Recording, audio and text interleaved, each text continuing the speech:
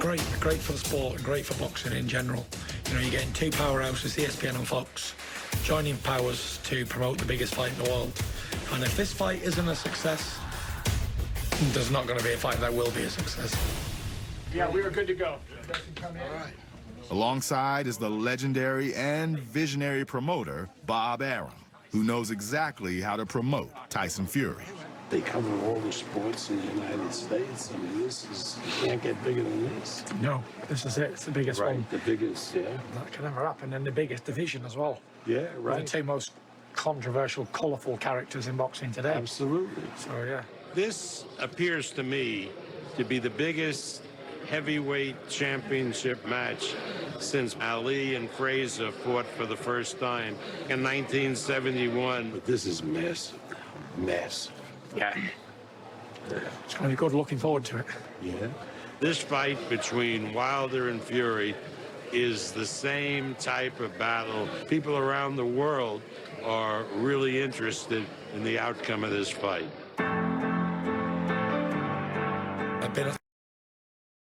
I was just talking about in a stream I did earlier today, the video before this, is that does this fight feel here in the States that it's going to be more financial, better off financially than Pacquiao versus Keith Thurman, which was unofficially, released, numbers were released to say it did around 450 to 500,000 pay-per-view buys. Now, obviously that fight didn't have the push that this fight is getting. With the two promotional companies, or, I don't care. I consider PBC a promotional company. Top ranking PBC coming together, Fox and ESPN coming together. This fight is not as big as Mayweather versus Pacquiao, where HBO and Showtime had to come together. But overall, is this a fight?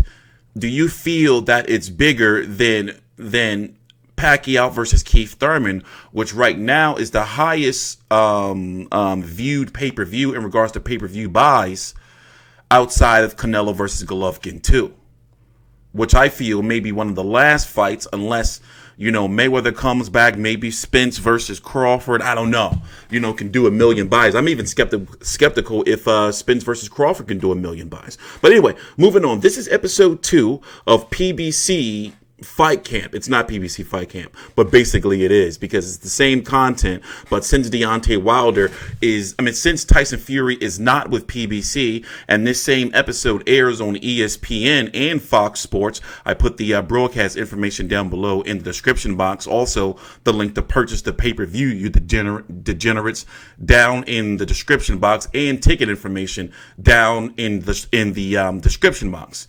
This, however, is called Inside Wilder versus Fury 2, with the same setup and broadcast and quality as PBC Fight Camp, but it's called Inside Wilder versus Fury 2, episode 2, which aired about an hour or so ago.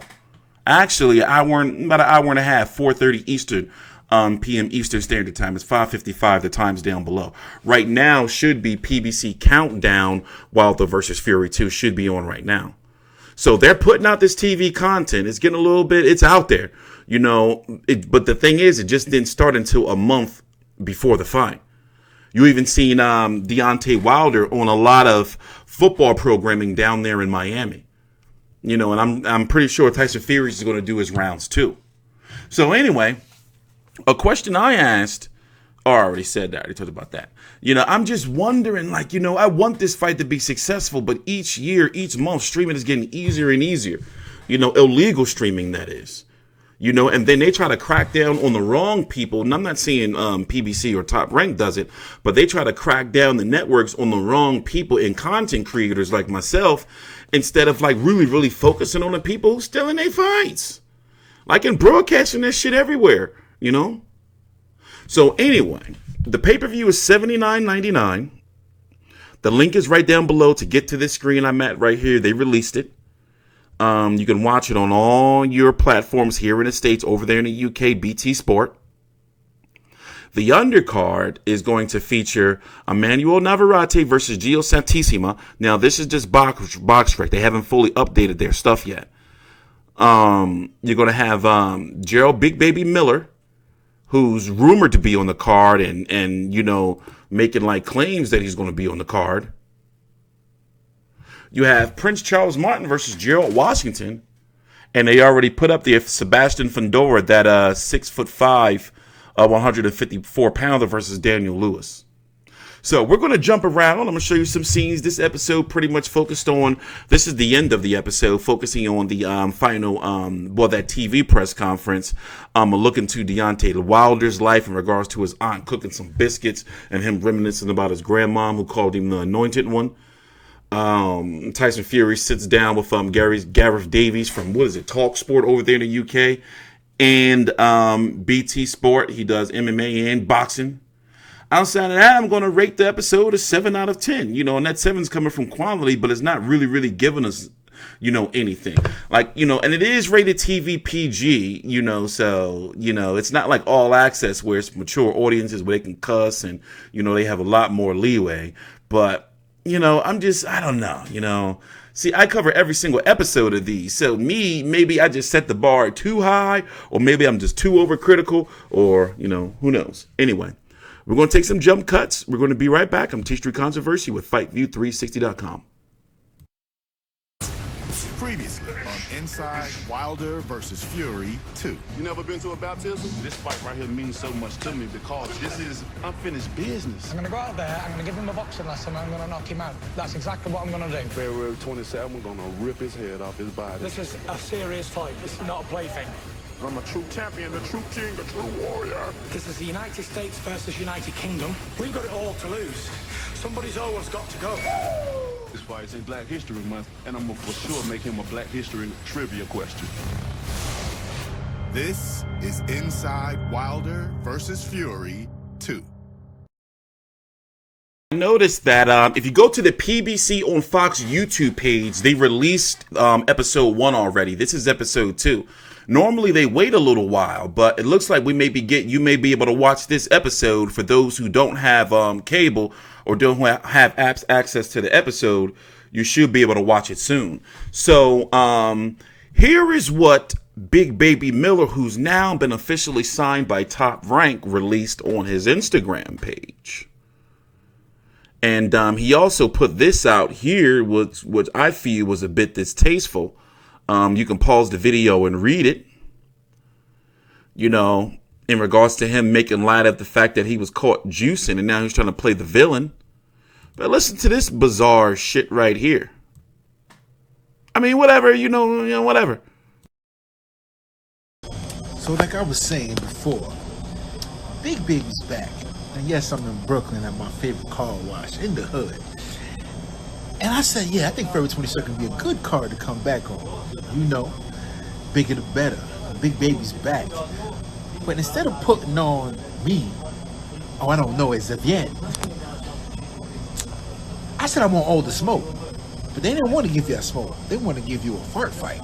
So if you want to watch a fart fight on pay-per-view, I guess Deontay Wilder and Fury might be your card. But if you want that smoke, I mean like smoke, come holler at your boy. Because I'm back. And I'm going to smoke somebody's ass. I can't wait. I really can't wait. I'm amped. But I ain't going to watch no fart fight. You can waste your money watching fart fights. I ain't watching no fart fights. Tell ESPN, Big Baby's back. The most entertaining heavyweight in the game, regardless. Yeah, a little bizarre, right? A little bizarre. I mean, y'all know me. And if you don't, I don't bitch and complain about cards because regardless, it's my job to cover this shit. No, I do bitch and complain sometimes. But I don't find like this tweet right here or this shit right here funny. I feel like off put by it a little bit. I'm like, damn. So now, people going roasting. Now, in regards to the undercard, once again, it's going to be Wilder versus Fury. I put the information down below in the description box. Wilder versus Fury. The Prince Charles Martin versus Gerald Washington. You're going to have Emanuel Navarrete, WBO 122-pound champion versus 5th-ranked Santisima of the Philippines. You're going to have Sebastian Fundora versus Daniel Lewis, and then possibly Big Baby Miller. Would they put Big Baby Miller on an ESPN Plus or...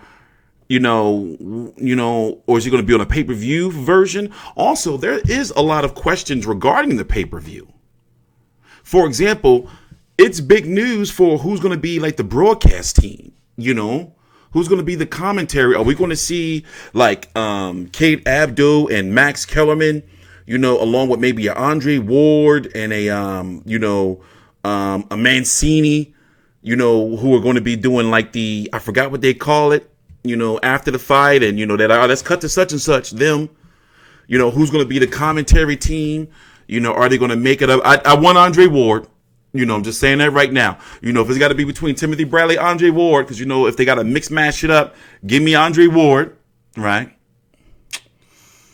From the Fox side, I would love to see Andre Ward and Lennox Lewis matched up.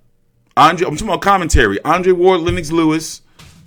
Give me a Brian Kenny. Damn, all my shit is falling. Give me a Brian Kenny, right? I don't know. See, that's hard. I don't know. Or are they going to do two different broadcasts? Because you can buy on ESPN Plus and on Fox. Now, before they were just selling on Fox, they were promoting ESPN Plus and Fox on here. But now they're just promoting Fox, so which makes me want to go to ESPN Plus. See, $79.99. How can I watch the fight? Fox Sports app. Check with your local provider. Web event. See, now they're not saying ESPN Plus on here.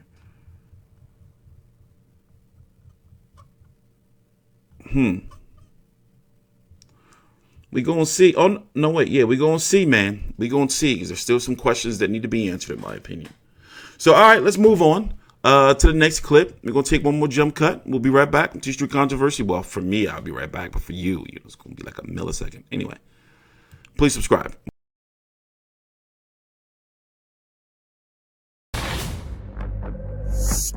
As the February 22nd rematch with Tyson Fury looms, it all stems from a night 5 years ago when Deontay Wilder got to the top of the heavyweight mountain. In 2015, January 17, I beat Berman Stavern for the WBC World Heavyweight Championship title. DEONTAY WILDER. It's been that long? I'm still champ. It's crazy. Time passes. 10 title defenses. Getting knockouts over and over and over again. How do I do it? Sometimes I sit alone.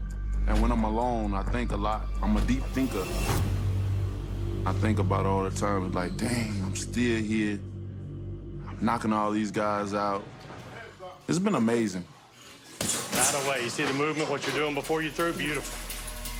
Wilder's reign as heavyweight champion is historic. But if there is one blemish on his record, it's that he didn't defeat Tyson Fury when their first fight ended in a draw. Heading toward the Fury rematch, Wilder is confident he will correct the controversial decision.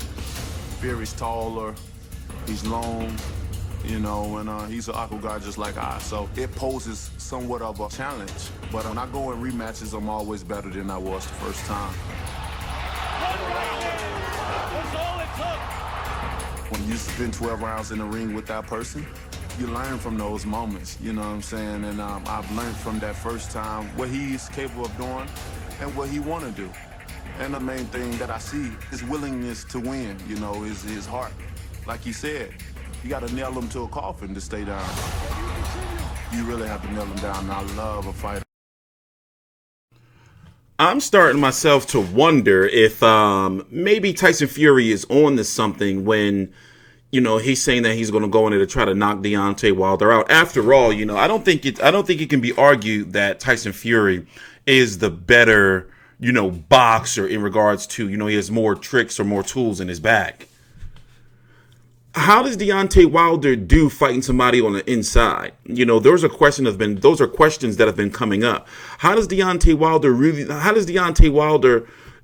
do, if, in a punch and hold situation, or, when you take, his range away from him? I don't know. I don't know. We're going to have to see. But one thing we do know is Tyson Fury is a very, very, good, solid, accurate puncher. And Deontay Wilder don't have too much head movement.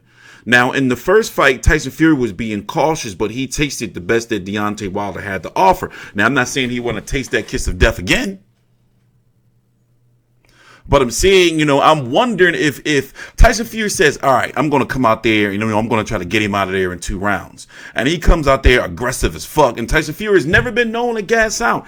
Even when he fought guys like Joey Abel, like completely out of shape before he just got all fat and shit. He's always had good conditioning and stamina. And he has a high ring IQ.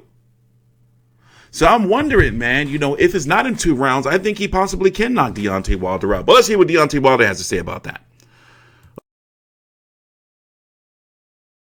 Did learn stuff if you're really paying attention. So I'm TstreeT Controversy with FightView360.com. I'm actually about to watch PBC Countdown Wilder versus Fury 2. And then God knows whatever other content they got coming out, we're going to be covering all that shit. So I'm TstreeT Controversy with FightView360.com. Please subscribe. As we can in those days. And while I'm not, I'm training and I need to be left alone. All the time I'm here for interviews and stuff, then fantastic, more the merrier. You said that you will knock him out in 2 rounds. Do you stand by that statement? I stand by that statement wholeheartedly. Tyson Fury is the most articulate boxer that I've come across since Ali. Ali talked in sound bites. Now, Tyson Fury only can speak in paragraphs, So you get more from Tyson Fury, and I'm blessed to now have promoted these great fighters who are so articulate.